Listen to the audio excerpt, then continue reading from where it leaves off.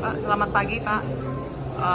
Izin Pak menanyakan acara ini diadakan Pak untuk Baik, terima apa kasih. dari Hari ini kita apa? melaksanakan kegiatan pelatihan, ya, kegiatan PPGD dalam rangka tentunya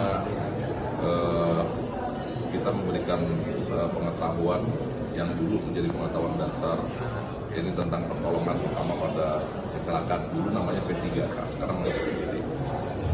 Kerjasama kami dengan Rumah Sakit Husada, Kepala Dinas Jasa Harja, tentunya menyikapi fenomena ini dalam rangka juga menekan tingkat fatalitas dari korban kecelakaan.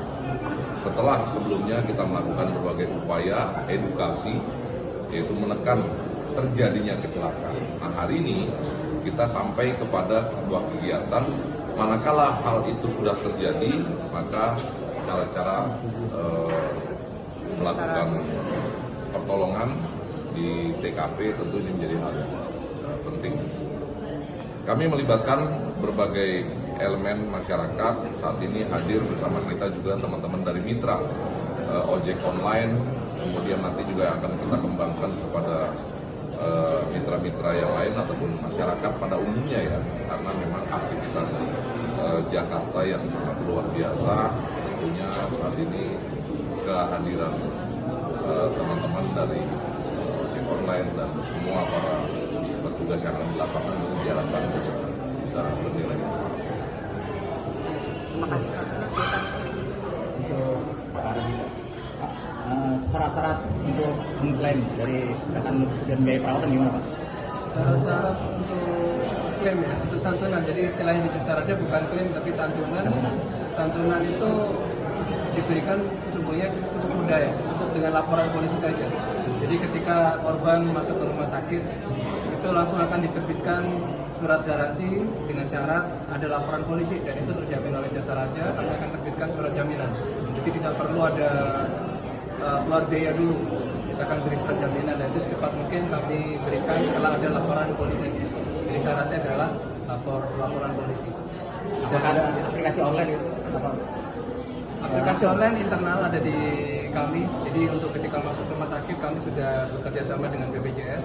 Kita sudah bekerja sama dengan rumah sakit. Hampir seluruh rumah sakit yang ada di Jakarta sudah punya kerjasama dengan Jasa Raja, dan itu kita lakukan secara online yang cepat.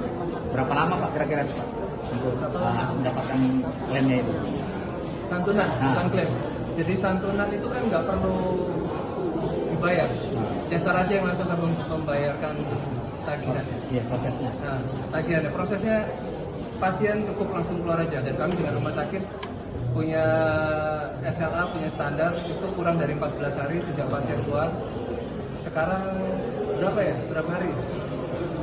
Total berapa hari sekarang kita dengan rumah sakit rata-rata kita bayar sekitar 2 hari.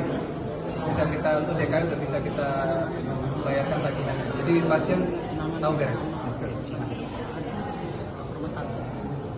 Pak, untuk Selamat pagi. ini Pak, penanganan korban Pak, penanganan pertama untuk korban bagaimana kalau dari pihak rumah sakit? Ya, kalau penanganan korban kan ada 2 bagian sebetulnya. Sebelum rumah sakit itu yang kita lakukan pelatihan saat ini supaya mendapatkan namanya pertolongan pertama. Pertolongan pertama untuk memberikan keamanan selama di tempat sampai ke rumah sakit. Dan setelah sampai di rumah sakit tentu kita akan mengikuti prosedur-prosedur yang ada di rumah sakit. Tujuannya kita memberikan pertolongan intinya 2. Cepat dan tepat, cepat dan tepat untuk membantu korban ini bisa pulih lebih baik, ya, hasilnya bisa lebih baik. Tepat tentunya kita berikan pertolongan yang tidak asal-asalan tadi di jalan, kemudian sampai bisa mendapatkan pertolongan profesional di rumah sakit. Kira-kira seperti itu. Terakhir Pak, harapan aja. Terakhir harapan dari Bapak.